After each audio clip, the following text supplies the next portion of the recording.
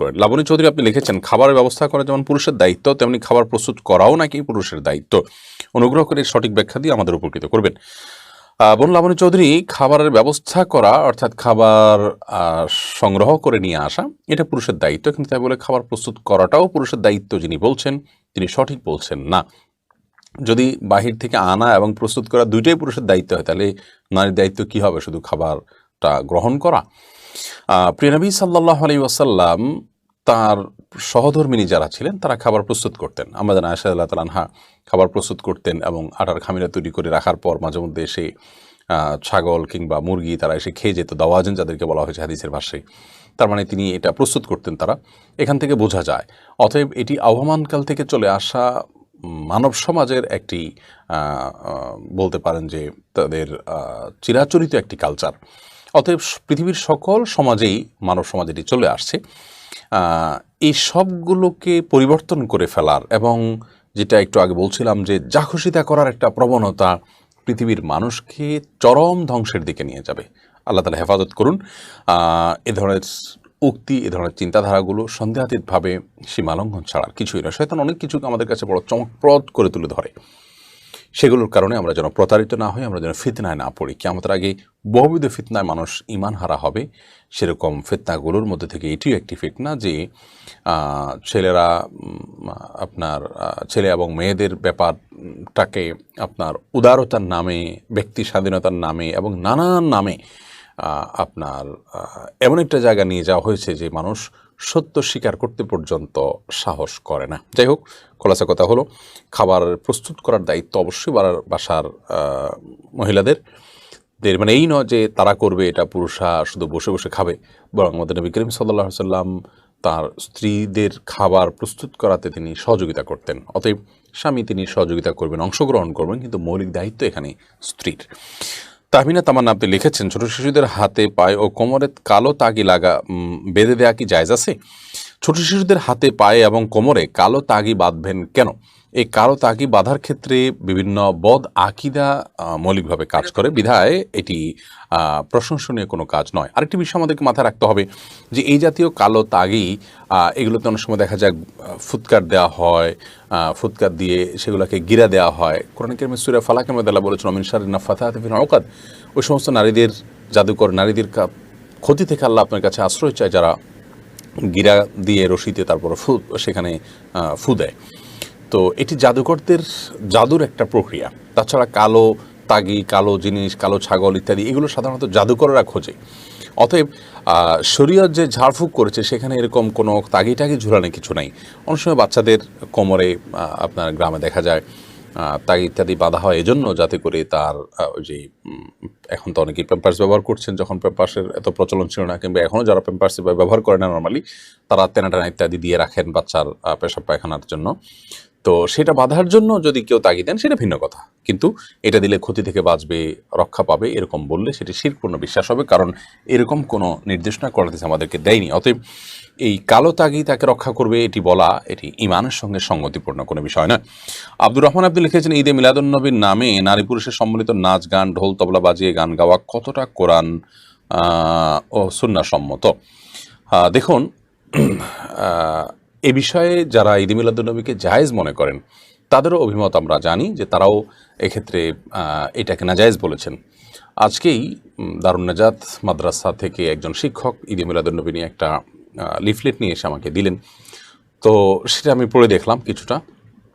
সেখানে ঈদে মিলাদুন্নবীর সপক্ষে এটা জায়েজ, এর সপক্ষে তারা অনেক যুক্তি, প্রমাণ, তথ্য উপাত্ত তুলে ধরার চেষ্টা করেছেন। কিন্তু ঈদে মিলাদুন্নবীকে কেন্দ্র করে আপনার যে সমস্ত বিষয়গুলোকে তারাও নাজায়েজ এবং বিদআত বলছেন, তার মধ্যে থেকে একটি এটি যে আপনার এইটাকে কেন্দ্র করে নারী পুরুষ সম্মিলিতভাবে নাচ গান, ঢোল তবলা বাজানো এগুলো জায়েজ নয়। অতএব এগুলো যারা ঈদে মিলাদুন্নবীকে জায়েজ বলছেন তাদেরও মতে জায়েজ নয়, সংখ্যাগরিষ্ঠদের মতে। বিধায় এগুলো পরিত্যাজ্য। শরীয়ত যেটাকে পরিষ্কারভাবে হারাম ঘোষণা করেছে, নিষিদ্ধ ঘোষণা করেছে, কোরআনে কারিমে যেটাকে লাহওয়াল হাদিস বলা হয়েছে, সেটা একজন ইমানদার কোনো নামেই করতে পারেন না, তার জন্য জায়েজ নয়। অনেক ইসলাম আপনি লিখেছেন, মালয়েশিয়ায় আপনি মিলাদ মাহফিলে অংশগ্রহণ করেছেন বলে অনেকে দাবি করেছেন, এরকম একটা ব্যানার দেখলাম, এ নিয়ে জনমনে বিভ্রান্তি সৃষ্টি হয়েছে, এ ব্যাপারে কোনো ব্যাখ্যা দিবেন কি? ভাই অনেক, মালয়েশিয়া থেকে কয়েকটি ইসলামিক প্রোগ্রামে, কনফারেন্সে বক্তব্য রাখার দাওয়াত আমি অনেক আগে পেয়েছি। স্থানীয় প্রবাসী ভাইরা অনেক দিন থেকে যোগাযোগ করছিলেন এবং আমি একটা প্রোগ্রামে অংশগ্রহণের জন্য কুয়ালালামপুর গিয়েছিলামও, কিন্তু আমার বাবা অসুস্থতার কারণে আমাকে ফিরে আসতে হয়েছে। পরবর্তীতে সেই প্রোগ্রামগুলোই তারা নতুন করে সেট আপ দিলেন আব্বার মৃত্যুর কয়েক মাস পর। তো এই প্রোগ্রামগুলোতে অংশগ্রহণ করার জন্য আমি গিয়েছি। কয়েকটা প্রোগ্রাম যেহেতু তারা করবেন, সেজন্য তারা প্ল্যান করেছেন। একটা প্রোগ্রাম হবে সাধারণ ইসলামিক আলোচনা এবং প্রশ্নোত্তর, আরেকটা প্রোগ্রাম হবে তাফসিরুল কোরআন, কোরআন কারিমের আয়াতের ব্যাখ্যা এবং তার সাথে প্রশ্নোত্তর, আরেকটি হবে রবিউল আউয়াল মাস যেহেতু আসে, নবী করিম সাল্লাল্লাহু আলাইহি সাল্লামের জীবনের যে কোনো দিক নিয়ে আলোচনা এবং প্রশ্নোত্তর, অর্থাৎ একটা সিরাত, একটা তাফসির এবং একটা সাধারণ আলোচনা, আর সবগুলোতেই প্রশ্নোত্তর, যেটা আমরা সাধারণত 10টা মাহফিলে করে থাকি। এরকম 3টা মাহফিলই আমরা করলাম। এ হলো মূল বিষয় এবং সেই প্রোগ্রামে আমরা অংশগ্রহণ করেছি আলহামদুলিল্লাহ।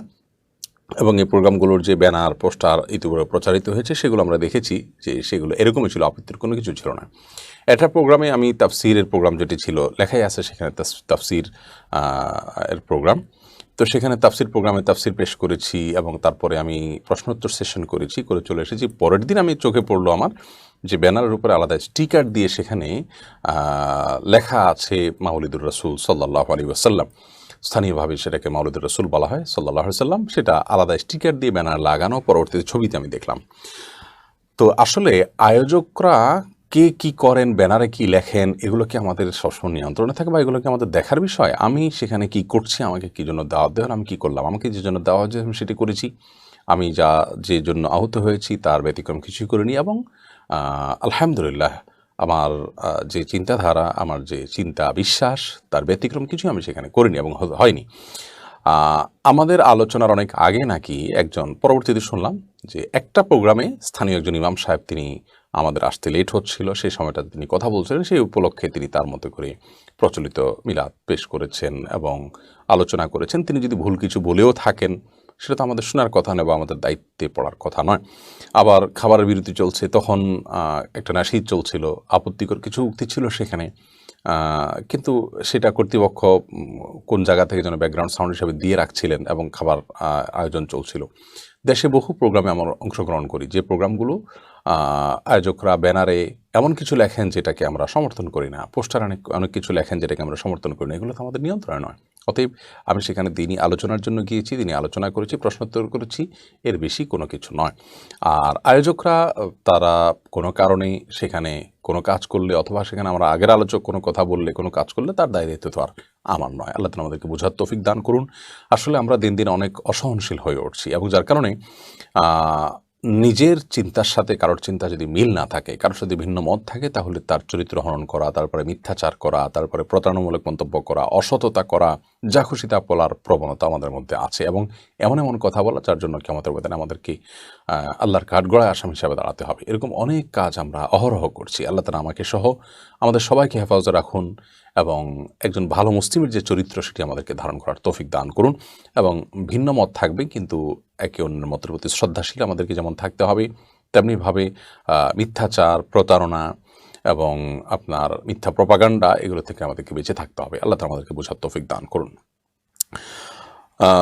আব্দুর রহমান আপনার প্রশ্ন তো দিয়েছি। এসকে সেজান আহসান আপনি লিখেছেন, আমি একজন অসুস্থ মানুষ, মা বাবা চাইলে আমাকে ভালো ডক্টর দেখাতে পারতেন, কিন্তু একজন ডাক্তার দেখানোর পর ডাক্তার যখন বলেছেন আমি বেশি দিন বাঁচব না, এরপর তারা আমাকে ডাক্তারের কাছে নিয়ে যান না,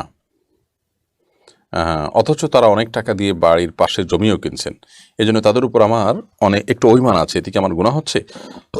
সে যান, যদি বাস্তবতা এরকমই হয়ে থাকে যে তারা আপনার ট্রিটমেন্ট না করে তারা জমি জমা ইত্যাদি করার পেছনে অর্থ ব্যয় করছেন, তাহলে সেক্ষেত্রে আপনার তো অভিমান হতেই পারে। অভিমান তো একেবারেই যৌক্তিক অভিমান।